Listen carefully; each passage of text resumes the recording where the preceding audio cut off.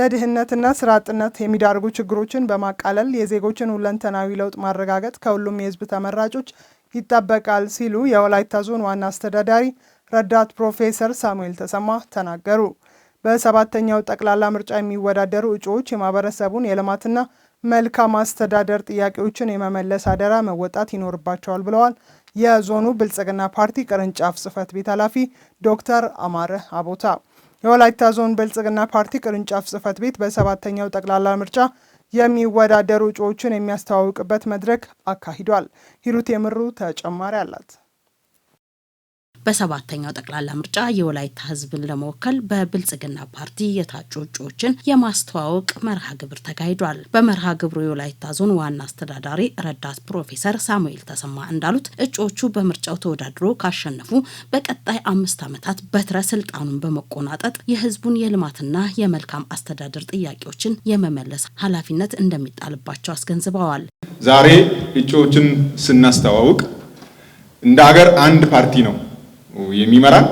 እንደ ዞናችን ደግሞ በዚህ ፓርቲ ስር ሆነን ዞናችንን ወክለው በተለያዩ የመንግስት ውክልና ባላቸው ቦታዎች ገብተው ይሄን የህዝብ ውክልና የሚያንጸባርቁ እጩዎችን ዛሬ በይፋ የምናስተዋውቅበት መድረክ ነው የሚሆነው ማለት ነው።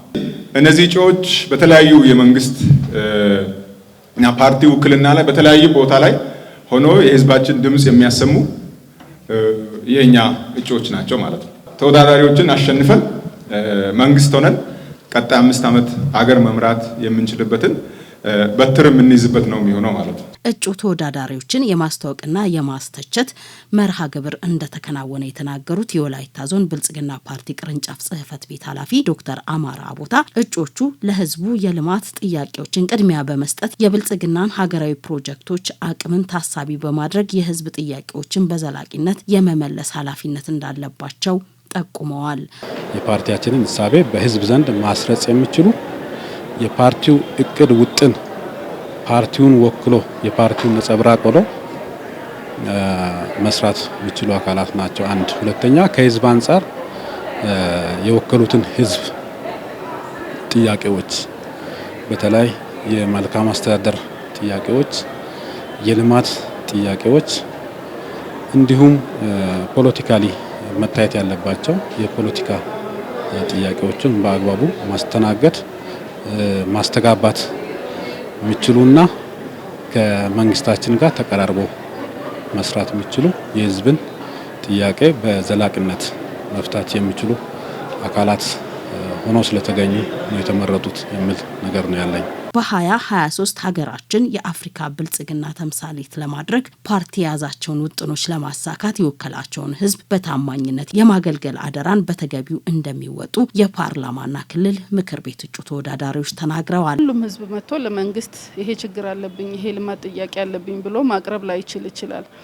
እኔ ግን አንድ አካባቢን ወክዬ ወደ ክልል ሲገባ ያንን አካባቢ የሚያንጸባርቁ ጥያቄዎችን በክልል ምክር ቤት ህዝብን በመወከል ለመንግስት እንዳቀርብ እንዲሁም ከመንግስት የሚሰጡ ምላሾች አሉ፣ በተግባርም የሚሰጡ በቃልም የሚሰጡ ወደ ታች ተወርዶ ህዝብ መስማት ያለባቸውን ጥያቄዎች ወደ ህዝብ እንዳደርስ ነው ኃላፊነት የተሰጠው። እንዲሁም ለፓርላማም ሲገባ ተመሳሳይ ሂደቶች ይኖራሉ። ሀገራዊ ነው፣ የበለጠ ከፍ ያለ ኃላፊነት ነው። በጣም በተሻለ ሁኔታ ገቢ ሰብስበን የምንሰበስበው ገቢ ደግሞ ለልማት ስራ እንዲሆን ሰው የሚፈልጋቸውን በገጠሩ አካባቢ የውሃ የተለያዩ ስራዎች አሉ። በከተማም የኮሪደርና የአስፋልት ስራዎች፣ ከተማን ማዘመን ስራዎች አሉ።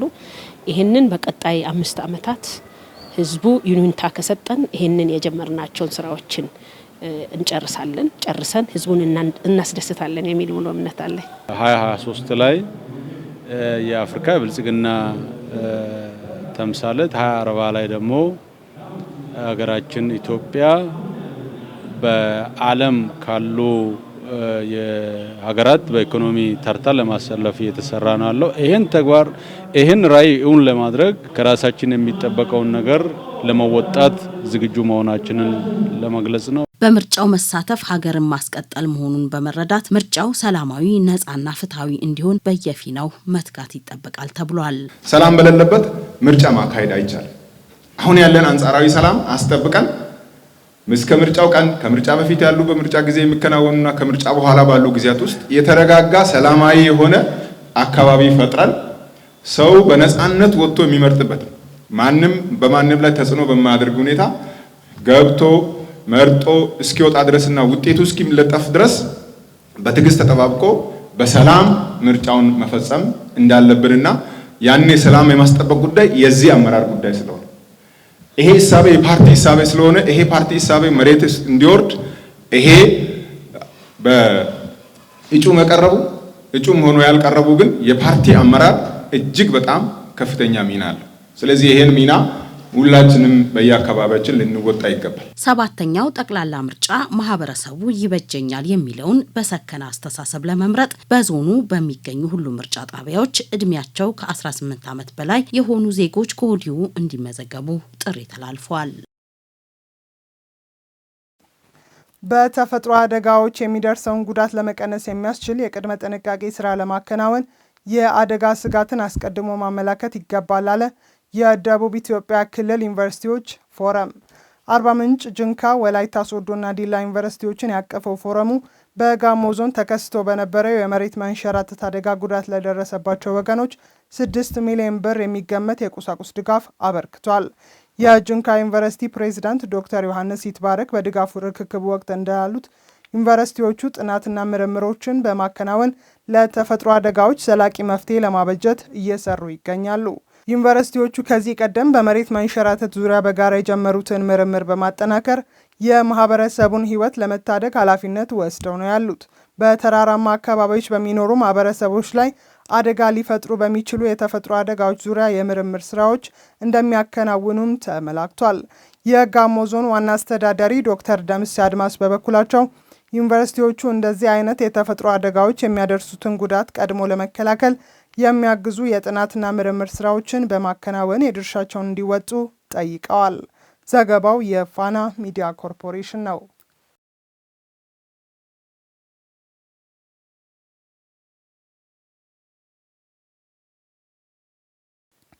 የትምህርት ጥራትን ለማስጠበቅ የሁሉም ባለድርሻ አካላት በቅንጅት መስራት እንዳለባቸው የአሪ ዞን አስተዳደር ገለጸ።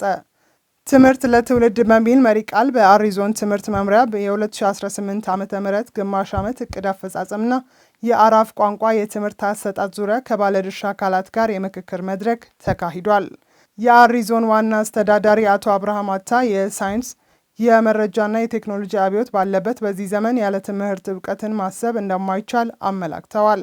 በትምህርት ዘርፍ ያሉ ስብራቶችን በመቅረፍ ጊዜው የሚፈልገውን ተወዳዳሪና ተፎካካሪ ዜጋ በማፍራትና በትምህርት ጥራት ላይ በተሰሩ ስራዎች የተመዘገቡ ውጤቶችን ይበልጥ አጠናክሮ ለማስቀጠል የባለድርሻ አካላት ትኩረት ሊሰጠው እንደሚገባም አሳስበዋል። ህጻናት በአፍ መፍቻ ቋንቋ ሲማሩ በአካባቢያቸው ያሉ እውቀቶችንና ባህሎችን በቀላሉ እንዲያውቁትና እንዲረዱት ከፍተኛ አስተዋጽኦ ስለሚኖረው የተጀመረው የአራፍ ቋንቋ የትምህርት አሰጣጥ ማልማትና ማሳደግ ይገባል ብለዋል። የአሪ ዞን ትምህርት መምሪያ ኃላፊ አቶ እልፊዮስ ባድመ በበኩላቸው የትምህርት ስብራትን በመጠገን የትምህርት ጥራትን ለማስጠበቅ የባለድርሻ አካላት ሚና ወሳኝ ነው ብለዋል። የመድረኩ ተሳታፊዎችም የትምህርት ጥራትን ለማስጠበቅ በሚሰሩ ስራዎች የሚያጋጥሙ ማነቆችን ለመቅረፍ በቀሪ ወራት በትኩረት እንደሚሰሩም ተናግረዋል። ደቡብ ሬዲዮና ቴሌቪዥን ድርጅት እንደዘገበው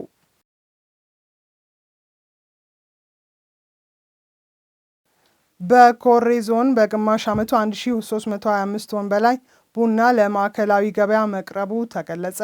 የኮሬ ዞን ቡና ሻይና ቅመማ ቅመም ጽሕፈት ቤት ኃላፊ አቶ አሸናፊ ጀሌ በ2018 በጀት ዓመት በዞኑ 2930 ቶን ቡና ለማዕከላዊ ገበያ ለማቅረብ ታቅዶ በግማሽ ዓመት አፈጻጸም 1325.4 ቶን ቡና ለማዕከላዊ ገበያ ማቅረብ እንደተቻለ ተናግረዋል።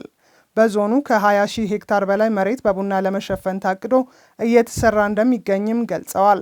በዞኑ የቡና ማሳ ሽፋን ከ19679 ሄክታር በላይ መሆኑን ገልጸው ከ2,900,000 በላይ አዲስና የቡና ችግኞችን ለአርሶ አደሮች ለማሰራጨት ዝግጅት ማጠናቀቃቸውን አመላክተዋል። ለቡና እንክብካቤ ከማድረግ ያረጁ ቡናዎችን በአዲስ ከመተካት ከኩታ ገጠም ከመትከልና በጥራት ከማምረት አኳያ ጉድለቶች እንደሚታዩ የጠቆሙት ኃላፊው እኚህን ችግሮች ለመቅረፍ በትኩረት እየሰሩ መሆናቸውን አስረድተዋል። የኮሬ ቡና በዓለም አቀፍ ገበያ የሚፈለግ የቡና ዝርያ በመሆኑ ለዓለም ገበያ በሚመጥን መልኩ በጥራት ማምረት እንደሚገባም ገልጸዋል። የደቡብ ሬዲዮና ቴሌቪዥን ድርጅት ዘገባ እንደሚያመለክተው